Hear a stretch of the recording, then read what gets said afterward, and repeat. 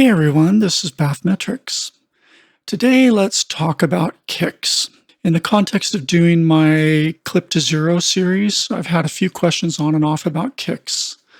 And I don't want to make this video a formal part of the series. I'll put it in the playlist, but it's of more general interest, so it's just a video about kicks.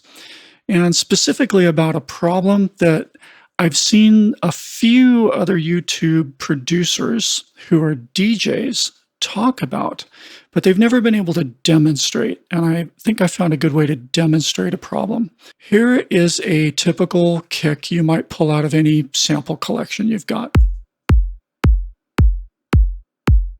Right? Nothing special, nothing offensive, unless you have a really good ear and unless you're a DJ and you actually take your music and play it in bigger clubs and bigger venues. So let's see. Can you hear what's wrong with this kick?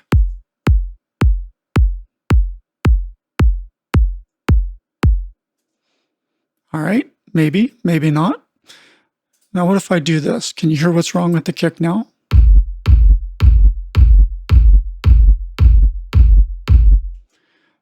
Doesn't sound very tight, does it? In fact, it's got this whole kind of gritty tail. It doesn't have a nice, satisfying feel. How about this kick? Is that a little better sounding? Let's just A/B the two back and forth.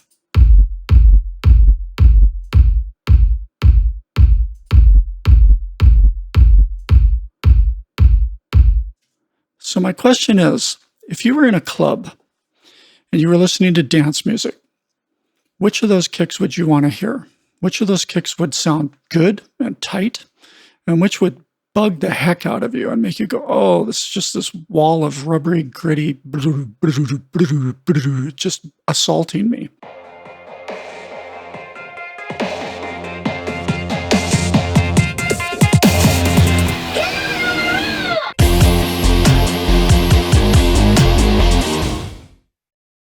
So this is a problem that newer producers can struggle with, and more experienced producers, especially those who are producer DJs and actually play their own music out, you learn pretty quick that there are kicks that work and kicks that don't in club environments, especially because a typical club environment might look, well, this is a pretty fancy club in LA, but it's this big room, huge, massive subwoofer arrays that are, overhyping the subregion, and you've got really terrible reflective things going on. And so you have these comb waves, and you have this filtering, and you have standing waves and room modes, and it's very problematic to get tight sounding low end in a club environment.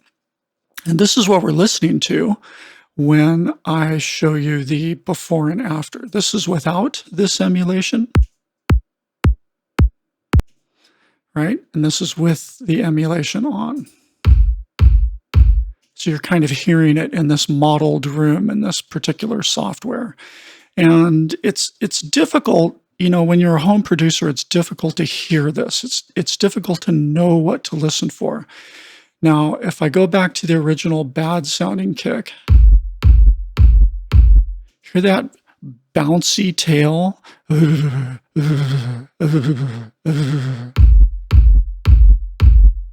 Right? It's too strung out and reflective and reverberating, and it grates on itself. And it's literally the tail reflections happening at a different time as the pitch drop in the initial part of the kick, and they're rubbing against each other and phasing and comb filtering in the room.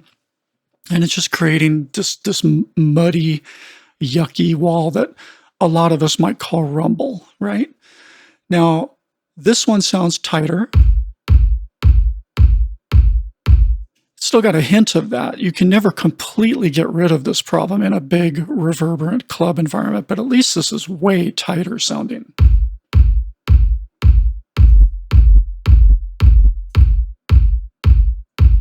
Right? Much better. That's not going to interfere with your low end. It's a much cleaner, tighter punchier low end. Now let's hear this without the emulation that's kind of showing you what a club would sound like. Let's hear it back on your 6-inch near field monitors on your desk. So this is with no modeling or emulation at all. Here's the original kick that sounded okay. And here's the kick that sounded much better in that large club environment. Hear how this sounds a little snappier, there's a little less of that perceptual bottom end on the bass. I'll go back and forth between the two.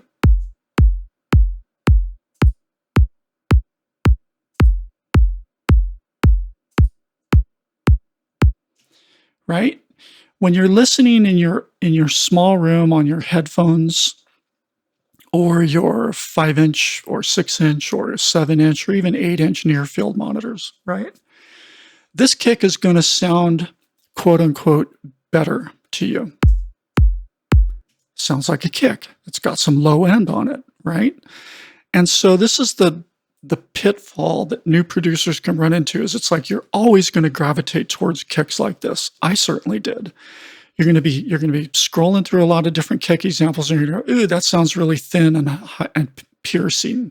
Ooh, that sounds thin and piercing. Ooh, that sounds knocky. Ooh, that sounds knocky. And you won't naturally choose the thinner, knockier kicks. But if you're making dance music, you kind of need to go with knocky kicks, or you run into this problem.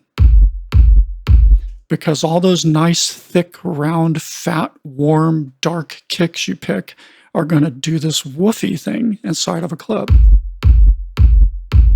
And that's just not pleasant for anyone. This is the kind of kick you want. Something more like that, something a little knockier, a little tighter. It's a transient. Probably a lot of you have seen a short deadmau5 clip where he just rants about kicks and says, a kick is just a transient. Don't even bother tuning kicks. Don't make long kicks. They're just going to make the whole room go, whoa, whoa, whoa. And this is what he's trying to describe is this sound I'm demonstrating for you. Yeah, it's true. In dance music, you want tight, knocky kicks, period. End of story. So what I want to do now is talk about how you get the best way to get those tight, knocky kicks. And I kind of want to help you learn how to recognize when you're listening to a kick that isn't tight enough. You can recognize it by ear. You can recognize it visually. So first, before I start showing you things and letting you see what these kicks look like, let's listen one more time to the woofy version. And I want you to really focus on that long, rubbery, woofy, rumbly tail. Listen carefully to this tail.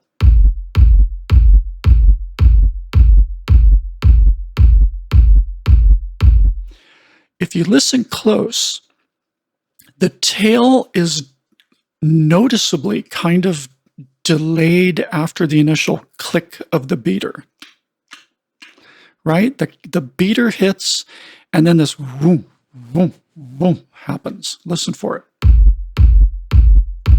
There's an ever so short delay.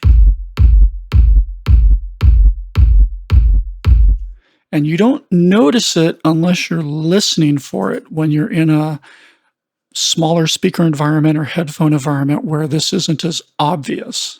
Listen now.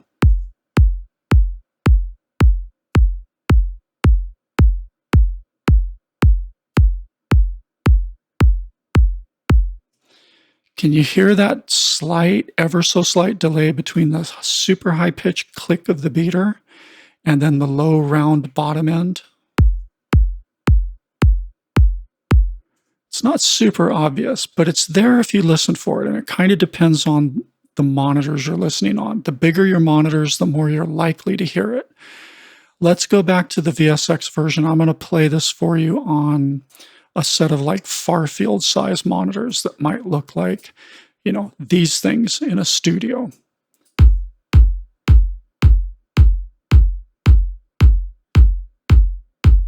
Do you hear that ever so slight delay between the click and the boom, the click and the boom? there's almost a swell up. Swoop, swoop, swoop. Here it is exaggerated. Here it is much more subtle. Here it is extremely subtle because now it's on the pair of barefoot midfields in this room. Right? So your speakers and your listening environment are going to hide this kind of detail. DJs know this is there. They listen for it. They understand what kind of kicks do this, but it can be hard to hear unless you really, really are used to this phenomenon.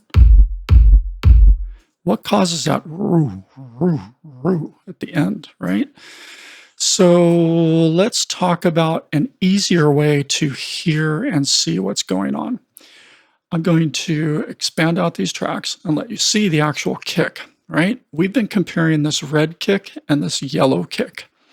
And as you can see, one's pretty long, one's very short. They're the same exact kick. This has just been edited to shorten the tail quite a bit. But the whole first part of the kick from here to here is the same in both of them, okay? So this is the first clue. If you drop a kick in your project, and this is 1 bar, 4 beats, this is a steady beat, 4 on the floor kick. If you see your kick waveform taking up this much space of every beat in your bar, right there is a red flag that it's going to do this thing. Right? The first thing you got to do is pick short, short, short kicks, right? Much better. Same exact kick, no differences except the length of the tail and, a slightly quicker fade out than you have here. And that just makes for a set of pulses, low frequency pulses, a pitch drop followed by the kind of more tonally stable tail portion of the kick. That's just the pure sub, the thing we think of as the pitch of the kick. Because the impulse is shorter, there's less to bounce around and reflect back upon itself in a large reverberant environment like a club. And that's why it sounds tighter. We haven't done any kind of EQ filtering. We've just shortened the kick. That's literally all we've done. And what it looks like under the covers is a simple, I'm editing the gain envelope. And I just said, okay, at this point, I want you to start fading down much sooner.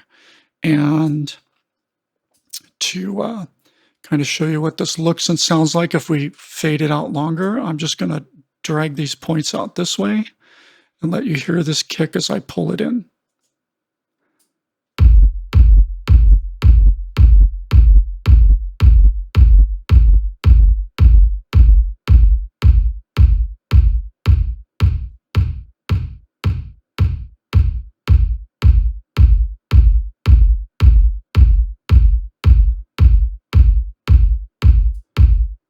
Right? And so you can use a manual kind of gain envelope on your original kick, just like this. Find an angle for the fade that sounds good, a curvature for the fade that sounds good, and just take your fade shape and sweep it back and forth, right?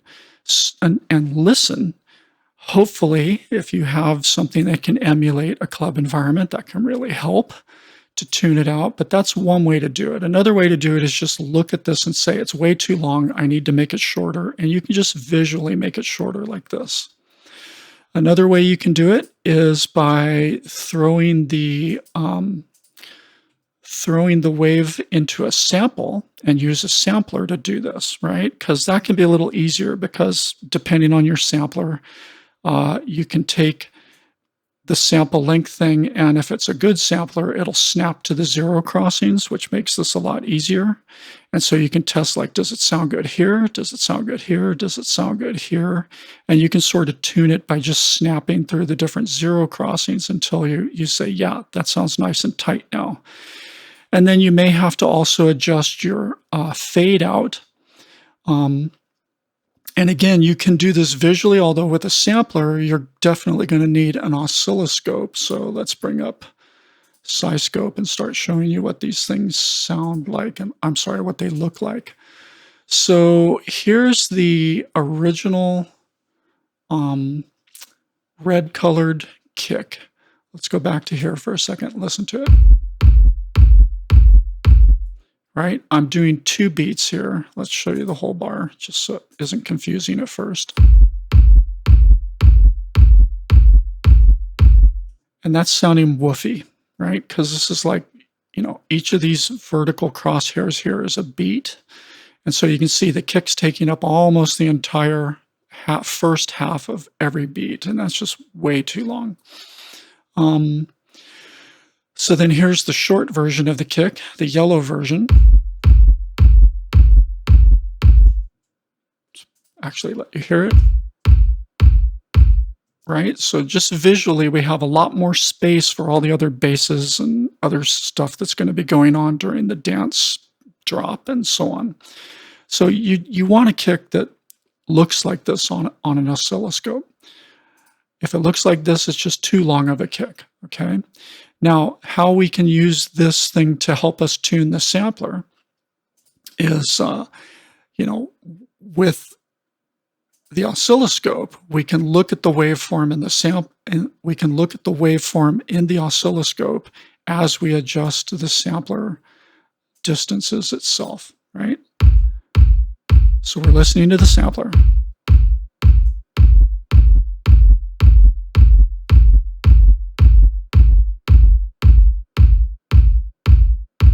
That's not too bad. That's even knockier. I had it either here or here to begin with, right? And then the fade is what determines the shape of this tail. If we zoom in a little bit, right, it determines the shape. So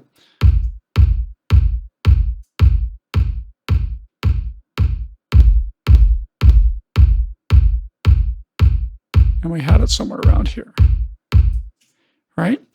So we can compare this with the original kick if we start turning on and off some layers. So here's the sample, here's the original kick, right? And you can see that, everything stays in exactly the same phase. The first part is exactly identical, right? And you can sit here and play with the length.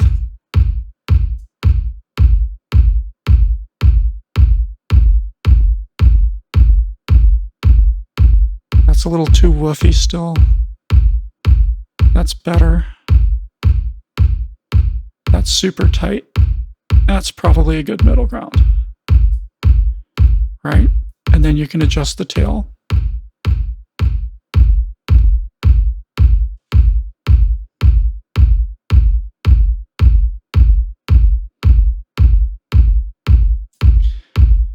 So that's almost identical for the first, 4 major waveforms, and then it starts fading down to 0.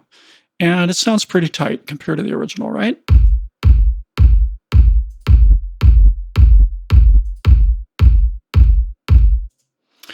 And then you can also, of course, do the same thing with the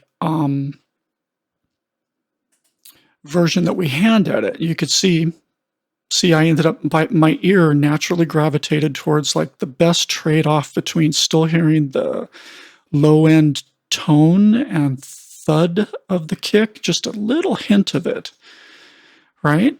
My ear just gravitated towards this length for it. And whether I was doing it manually by editing the waveform itself with the gain envelope, or whether I was doing it in the sampler, they're looking pretty similar, right? If we turn on the layers, let's turn off the original, let's turn that one on, right? There's a little bit of a difference in the fade out, the shape of the fade. And I actually probably prefer this fade. If we try to emulate the same exact fade on the sampler, we can probably get close just by adjusting this a little bit. Let's try.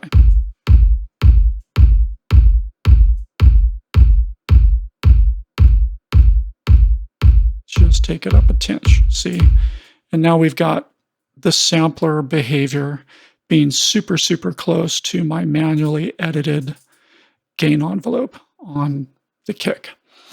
Um, so either way, you can do this by ear if you have some sort of emulation environment to help you, like Slate VSX. I really like this club emulation for checking the low end for problems exactly like this.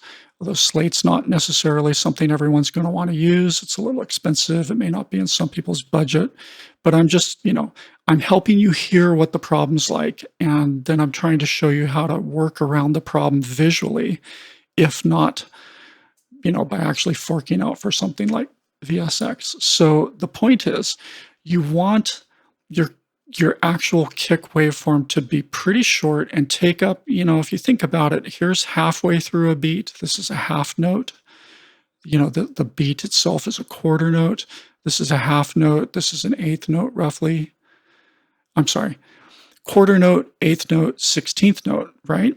So you want your kicks to basically, if you're doing any kind of dance music, if your kick waveform lasts longer than visually a 16th note, you're probably going to run into this territory where we have a problem. You're going to run into this problem. You just don't want that, right? It's just too long. Okay, so that's 2 tips I have for you. Is just visually make it shorter if you can't actually hear the problem directly in your own listening environment. Now, everything I've showed you so far has been a kind of reshaping and shortening of the original wave so that it's exactly the same as before. Let's put on the layers.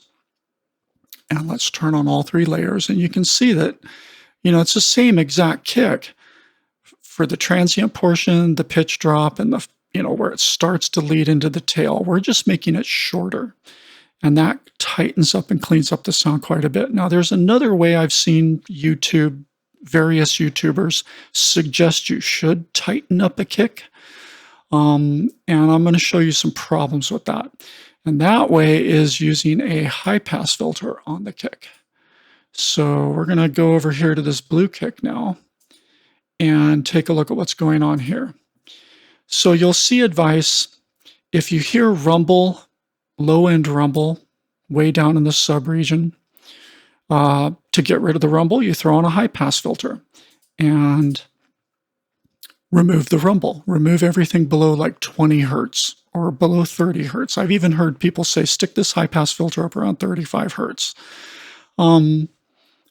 which I went into great extensive detail back here in episode 18, like why you should not generally reach for a high-pass filter and stick it in your sub-region, even on individual sounds, even on something like a kick. So you can go here for the long story, maybe both of these episodes 17 and 18. But for now, I just want to demonstrate this on this one kick where we run into trouble when we use a high-pass filter to try and clean up the kick. Now, I will point out, this kick will sound cleaner at first, but then I'm going to show you what the problems are with this particular technique. So here's the original kick. Really woofy, right? Too much sub rumble. So new producers think, I'm supposed to reach for a high-pass filter. Let me get rid of all the sub crap that's going on down here, and maybe that'll clean up the rumble, right? I hear that over and over from all my producer tutorials on YouTube, so let me try it.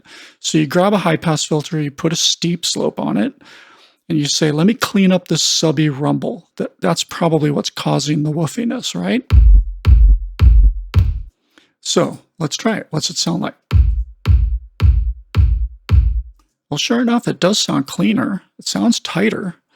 Let's go back and forth a little bit, let you hear the difference. Here's the rumbly one.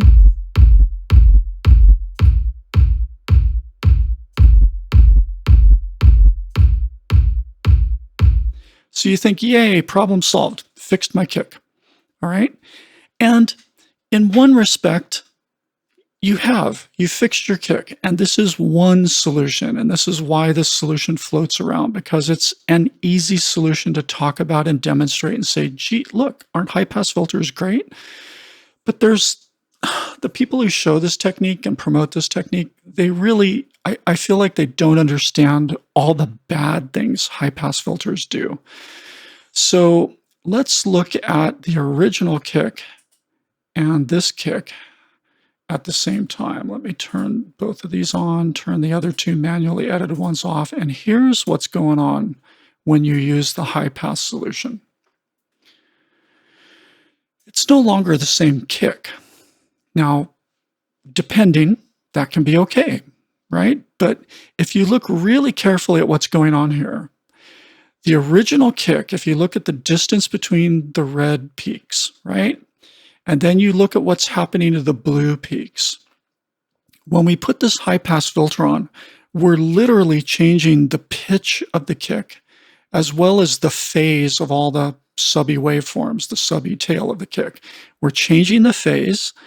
We're actually pulling everything kind of leftward and squeezing the peaks closer together compared to how they were before. See how these peaks kind of move this way and these peaks are kind of moving this way. So relative to the center of this waveform, all the peaks are closer together. That means it's a higher frequency. That means it's higher in pitch.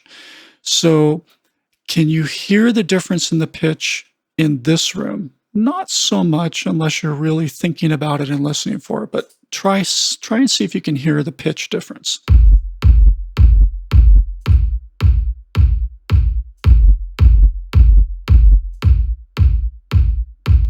So now that I've told you there's a pitch difference, you can probably hear it pretty clearly. It's ever so slightly higher in pitch.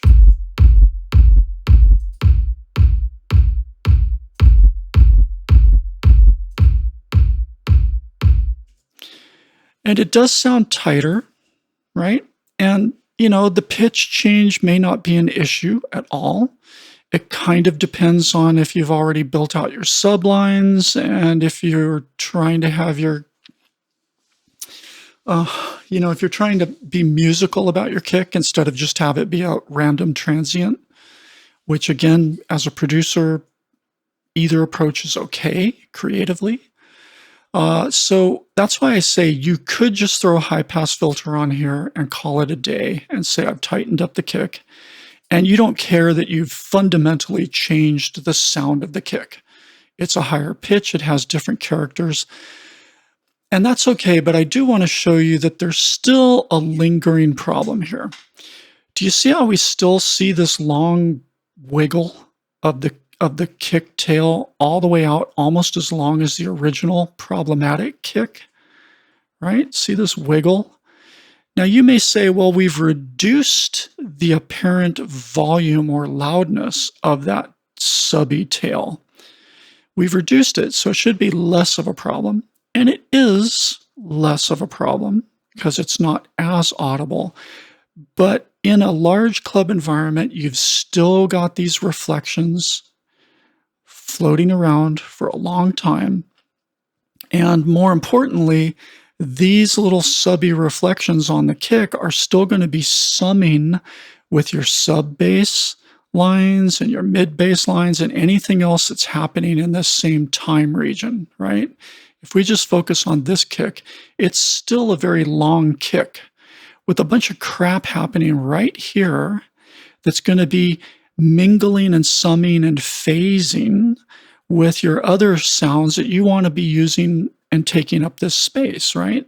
So that's one problem with this solution is you haven't really shortened the kick. You're still leaving a little bit of crud all through the second 16th note of every beat. And this is going to mess with your other sounds. In isolation, it doesn't sound so bad, right? But trust me, this will be summing with and messing your sounds. We are incredibly sensitive. Our hearing is super sensitive to this frequency range, and we're going to hear it, especially in a big woofy club environment. Also, it's if you listen really close to this kick, even though it's cleaner than before, it's not as clean and sharp and tight as the reshaped kick, which looks like this. Let's go back to layers and turn this off. See?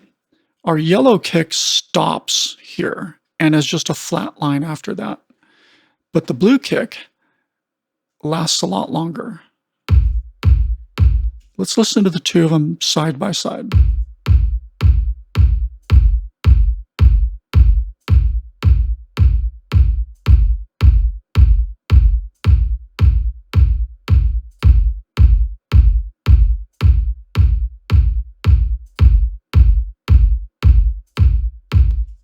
Okay, they have a different quality.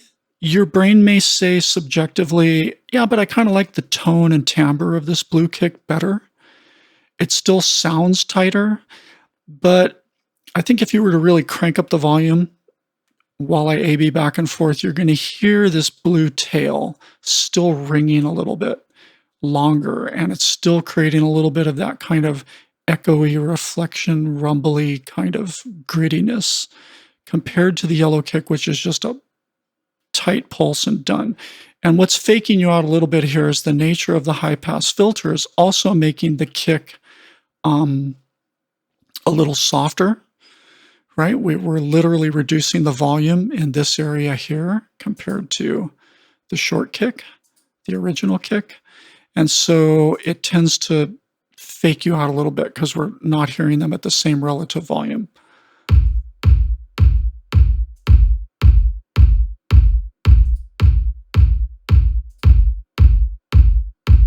If you listen really close, you'll hear that there's a little bit of that lingering rumble on the blue kick. Now, let's show you the other problem with the high pass filter approach. Let's just focus on the pass filter again. So one problem we're seeing is that when we turn this filter on and off, let's get this down here. When we turn the filter on and off, I'm just going to use this button to bypass. And it helps if we listen to the right kick.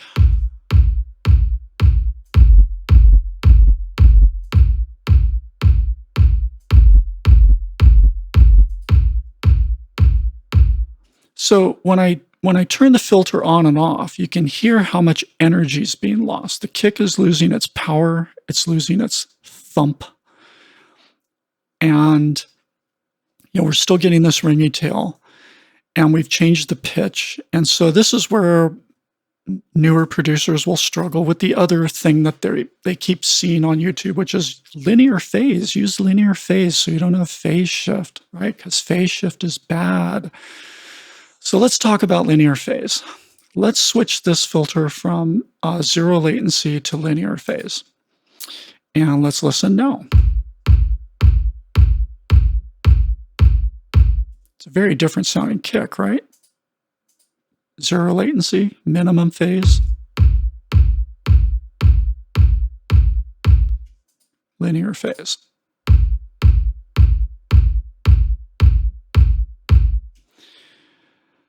Which should you choose? Which sounds better?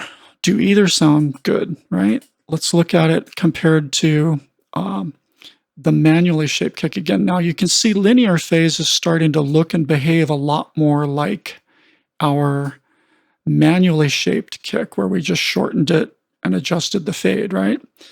It's definitely the same phase now, so it's keeping the same pitch and timbre in general. If I go back and forth between the blue and the yellow now, it's going to sound like this.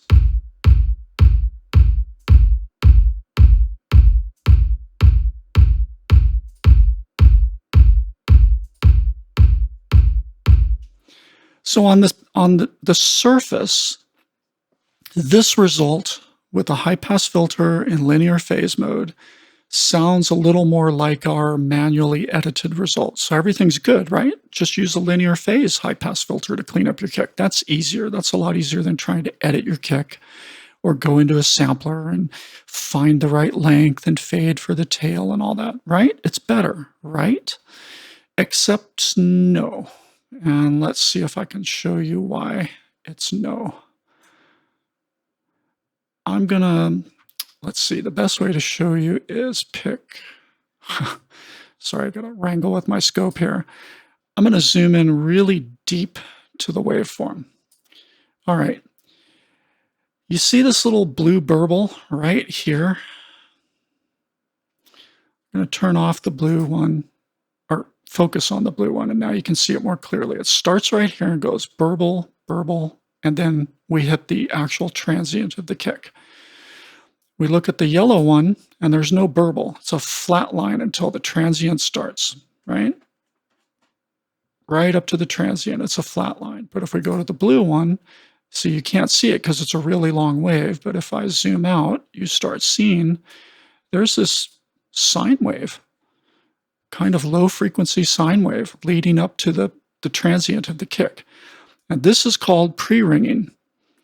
And this is what high linear phase does, especially if you're using a linear phase high pass filter anywhere down in the low end, the sub region, or even the low bass region. You always get this pre-ringing, and what it's doing to keep everything else in phase, it has to effectively kind of copy what's happening on this side and shift it out in front of the transient. Now, you may go, well, it's so tiny. I mean, look how much you had to zoom in to even see that, right? If I zoom back out to the normal looking kind of waveform where this line is 0 and this line is 0, you can barely see it, right? It's certainly not as big as on this side, but it is there. And what I want to point out is that you can actually hear this. You got to train yourself to hear it, but as an engineer, we train ourselves to listen critically and hear all kinds of things. You can hear this. And what it's doing is it's smearing the sharpness of the transient on this kick. It's making it a little less instant because there's this low, there's this kind of reverse sucking. It's like a reverse, a trick we use a lot with reverse crashes to make a type sound, right? It's the same thing, but it's happening in the sub region. And so it's just fuzzing up the sharp, thumpy, definitive transient of the kick ever so slightly, because even though you can barely see this, your ear can hear it, your brain can hear it. So I want you to think about just the transient part of the kick. How sharp and defined and emphatic does the transient thump of this kick sound when I go back and forth between the yellow version and the blue version, right? So here's the yellow version.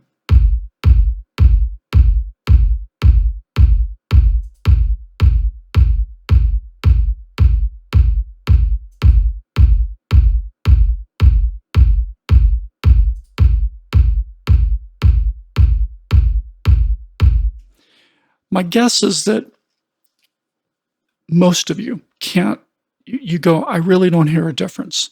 And that may be true. And subjectively, that's your clue that although you could use this high pass technique, and theoretically, because of the pre-ringing, you shouldn't use this high pass technique. In the real world, you often can get away with it. And this is why we see a lot of producers who don't necessarily know what to listen for or don't want to explain to you why it's a problem theoretically, but not always a problem practically. We'll just say, look, if you hear a rumbly kick, throw a high pass filter on the kick and set it to where you don't hear that rumble anymore. And that is a approach that can often work because most people, certainly the listeners of this track, the people who aren't producers and engineers, they're not going to hear that pre-ringing. I've even heard a Dan Worrell video recently, Sympathy for the Devil. Look for that title in Dan Worrell's videos, where he talks in depth about linear phase and pre-ringing, and he's trying to make a case for, look, yes, linear phase theoretically has this problem with pre-ringing. But a lot of times he never hears it. He says, I don't notice it. I mean, I know it's there, but I don't notice it. So is it really a problem? That was kind of what he was saying. Sorry if I'm paraphrasing you wrong, if you're listening to this, but that was what I took away from it. And to an extent, it's true. If you can't hear a problem, is it really a problem? I mean, that's the rationale behind a lot of my clip to zero technique, right? You can't hear clipping. Most of the time, it's incredibly transparent, or it's truly transparent, or it's masked in a way that you don't notice it, don't hear it, and yet it does so many good things for you. Now, when it comes to high pass filters on your kicks, yeah, it's a quick and dirty fix, but it will potentially create phase issues here. In terms of the pre-ringing, it's not so much of a problem, but it's there. And if you really have sensitive ears, you can hear it. And it's going to be more pronounced on some kicks than others. On this kick, it's not too pronounced. On other kicks, I've seen this pre-ringing be much louder, much more visible, and much more obvious audibly. So the point is, it's always a mixed bag when you use a high pass filter, right? If you use it in linear phase mode, you could have pre-ringing that's going to smear that transient a little bit. If you use minimum phase, you won't have the pre-ringing, but now you've shifted the phase of everything and you've changed the pitch and timbre of the kick quite a bit. And so that's not exactly a perfect solution either, right? It can work if you're happy with the sound of the kick afterwards and the characteristics of the kick afterwards, then by all means, go ahead and use a high pass filter if that's easier for you, right? Although I will point out you will hear this interacting with all your other sounds. So I don't think this is a great solution. And I never, ever, ever put a high pass filter on my kicks of any sort. There's no point. I feel, now this is where we get into advice territory, right? I feel it's much better. And if you pay attention to the producer tutorials out there, you see the producers who are obviously DJs. When they drag a kick into their project that looks like this, the first thing they do is go edit it. They go do something like this kind of edit, where they just change the envelope of the kick. And maybe they'll bounce it and then drag that new bounce into a sampler or drum machine and use it that way. Or if they're the kind of person that likes to just lay out their kicks in audio on their tracks, they'll just drop the first kick hit in, test it, like maybe 4 beats like this, looping, and they'll change its shape until they're happy with the way it sounds because they know it needs to be short and tight, right? And they're keeping all the essential characteristics of the early part of the kick. They're just controlling that tail that gets too ringy in a loud club environment because they know that problem's going to happen, okay? And I feel if you take the time and effort to learn how to manually edit the gain envelope of your kick itself and just reshape it manually, that's always going to be a much more predictable, consistent, better approach. And it's just as fast as throwing a high pass filter on there and trying to find the right place for the high pass filter. But you avoid all the problems of the high pass filter. You avoid the phase shift and tonal pitch, tonal change. You avoid the pre-ringing. You avoid keeping a part of the problem you were trying to get rid of in the first place, right? Even though you've shortened it mostly and minimized this, it's still there and it's still going to interact with your other sounds as opposed to, this nice clean kick, which leaves all this empty space for all your other sounds and no interaction with the kick. Side chaining's easier, everything's easier. So that's my main recommendation here. Now, I guess the final thing I need to say is most of this is important only to the dance music people, right? I know I have people in my audience who do things other than dance music, and they're using the clip to zero method for genres that have nothing to do with dance, genres that are never played in clubs, and they're just listened to on headphones and earbuds and laptop speakers and whatever, headphones. So for that case, if you're writing the kind of music that isn't going to be played in a club, this kick is perfectly fine. Let's turn all these off, right? Let's just see, this original red kick with this long, long shape, right? It sounds terrible in a club environment, but as soon as I go to some smaller near field monitors like this, it doesn't sound bad. If I go to even some big far field monitors like this, that doesn't sound bad. If I go to a small car, that doesn't sound bad. Now you start noticing it in an SUV with a big subwoofer hiding in the back of the SUV. You can kind of hear the woofiness starting, like compare it with the cleaner, shorter yellow kick.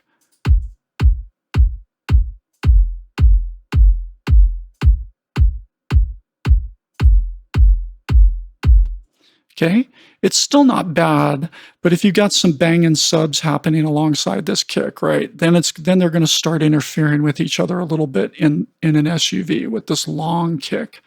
So you still might prefer this short kick if you're making certain types of music that people like to hear thumping and banging in bigger subsystem sound systems that have a subwoofer in them, right?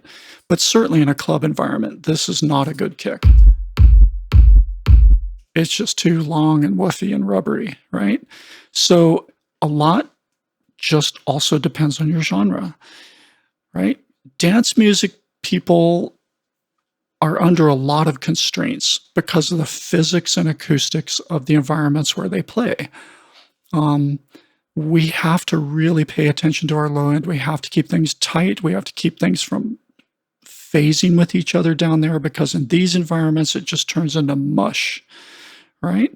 So if you're a new producer and you haven't run into this yet and you don't play your own music out and test your music in club environments, someday if you get to that point where you start DJing your own stuff, performing your own stuff, you're gonna hit a rude awakening like many of us did. And hopefully things I've told you in this video will help you avoid such a rude awakening, or at the very least understand what's going on and go, oops, I probably picked the wrong kick for this song, or I didn't edit it to be short enough and tight enough or clean enough.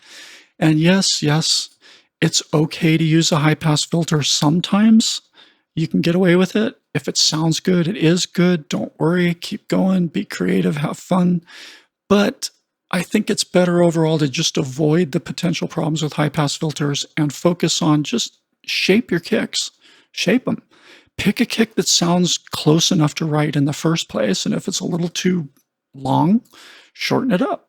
Make it knocky. Don't be afraid to make your kicks thin and knocky if you're a dance music producer, because you got so many other things filling in the sub region and the bass region anyway.